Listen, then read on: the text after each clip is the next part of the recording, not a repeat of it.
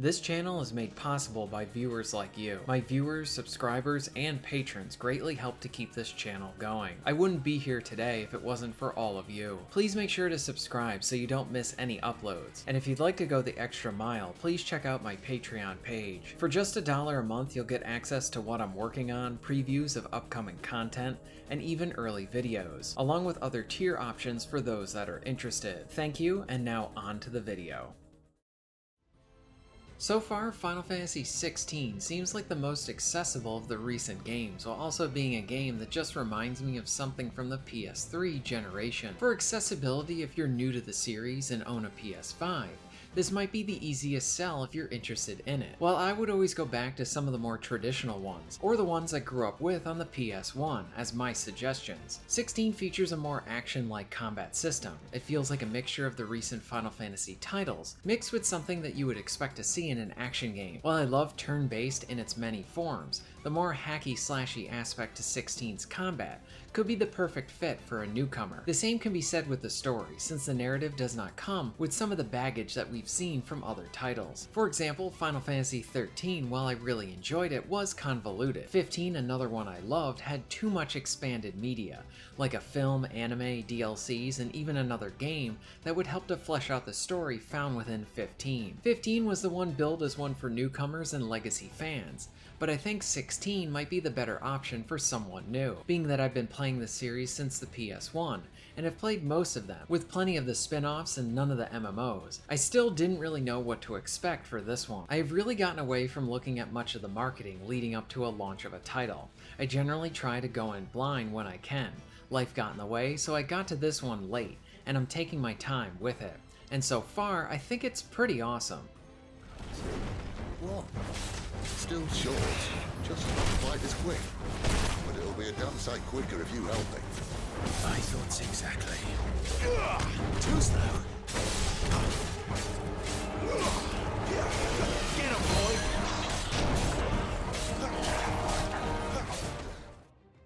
Generally speaking, I'm just having a very good time with this title. I also feel like it's a game where I'm playing it as much as I am watching it. Depending on how this is done, it can be annoying or even have a stop and go feeling to it. Thankfully, I found that the pacing is done well, while providing the player with good chunks of just gameplay. Usually when the game gives you control, you are within an area or a dungeon, and get to engage with the fun and very flashy combat. When you have a game of this type with a lot of cutscenes, if your story isn't good, or even if the cutscenes are not engaging, then that can put a damper on the motivation to continue with the title. Final Fantasy XVI is a game that the more I play, the more I want to come back to it.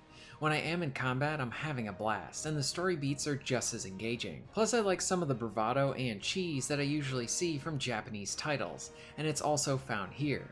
It does take a bit before it shows up, but when it does, it puts a smile on my face. 16 is also rather linear, which is interesting to see people's different takes on linear games. Generally, I see it being talked about as rather negatively, like the game should be more open, and maybe I'll feel this way as I keep going through with the game more, but as of right now, especially where I am in my life, being able to sit down for an hour or two and be able to get some fun combat in and progression with the story makes each play session feel satisfying. Linear and more open are different styles. I do not think either are inherently bad. Sometimes I prefer switching to another style of game after playing a few in a similar style. We need different flavors to keep things interesting. I have no idea if this game will end up delivering with its conclusion, but as of right now, I'm really enjoying the ride. And for once, it's not my fault.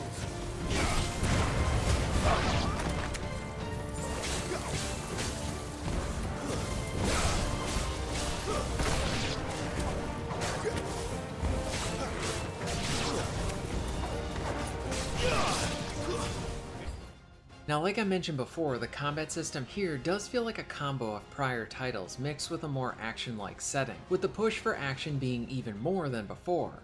In say like 15, you could hold down the attack button and perform different combos. With 16, you are inputting each action every time, sort of having the freedom to make your own combos. You can slash your sword, fire off some magic, launch an enemy into the air, lunge at them, teleport to them, pull them towards you, along with other options. Generally, your goal is to try and beat down an enemy's stagger bar. Once down, they are in a weakened state. where you can hammer on the enemy and do the most damage as you can before they get back up. For smaller foes, they are more like cannon fodder, and are only dangerous in groups. Battles become a fun game of trying to juggle the smaller enemies with your bigger foes. Sometimes enemies even have weaknesses to different elements, and this will help you to chip away at their stagger bar faster. So for example, I'm still early on, but right now I can switch between my fire abilities and my wind abilities. What is cool is that you can switch between these with just a button, so I can create these combos that mix in moves from both, with my sword playing a big role as well, and then of course managing my dodges. For example, fire allows me to teleport to enemies, whereas wind allows me to pull them closer to me. I'm really enjoying the freedom of toying around and making my own combos. It allows for a lot of fun player expression. Dodging is about reading your enemy's movement, and then if you can attack right as an enemy is about to hit you, you can even parry them. I understand how the dodging works, but the parrying sort of just happens randomly for me, and it's something I need to play around with more. Combat is fun and solid.